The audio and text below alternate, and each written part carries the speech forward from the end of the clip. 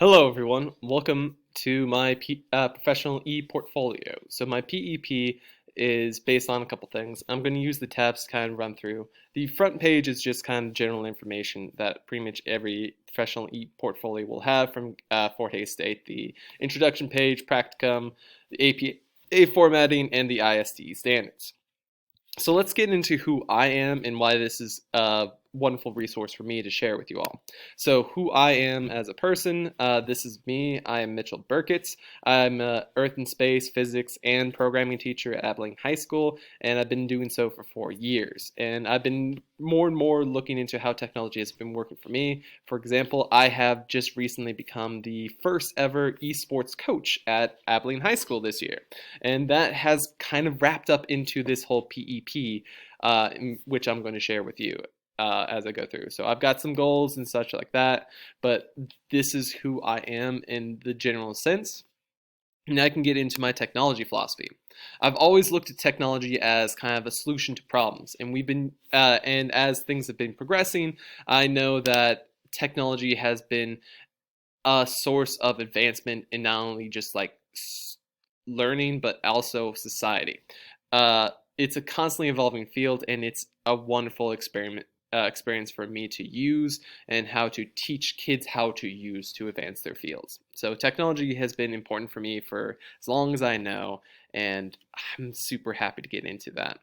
My resume, just my resume. I think I formatted it pretty well. This whole class have made my resume look so much better. I'm so much more relieved on how this looks and how all this works for my professional resume. I really like this. And I also included some references at the bottom. That way you can hyperlink to who you want to talk to. Let's get into what I have been doing, and I think that's probably where a lot of things go. So if I were to go through, it just says please use the drop down. So let's start with the professional development plan, which has been kind of like my magnum opus for this class. I think this has been a huge deal for me and my students as well. Building a gaming club is something that I've done for years, and it's honestly one of my favorite things about teaching right now.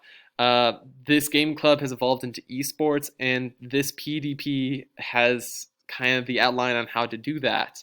So how to build a gaming club, how to develop kids' interests, how to get esports into your classroom curriculum. In these times of quarantine, esports is the only remaining sport. So I'm the only remaining coach left in Abilene because of that.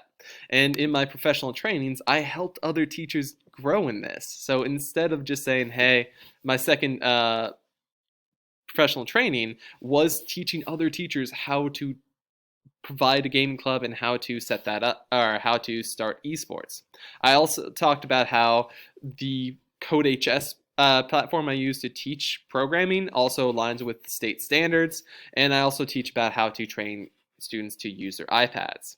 My professional presentations are just links to those presentations in of themselves, so nothing too fancy about this tab. You can watch the videos, but these are just more or less if you want to use those. Here they are. The article summaries, I've got 3, all related to virtual esports.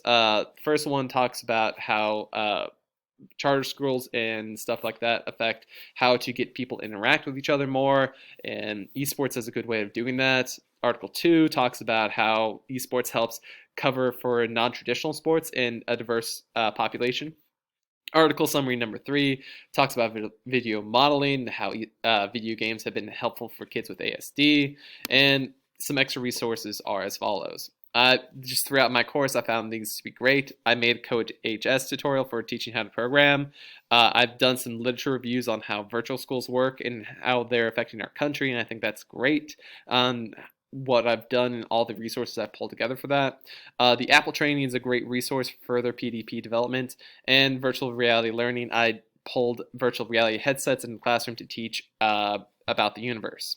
In addition to that, I have some peer review forums as well. So the peer review, I have done 3, Jennifer Walterman, Monica Sheehan, and Megan Blackley. Megan Blackley being a person external, but has done the graduate school experience so many times that she was a great resource for me.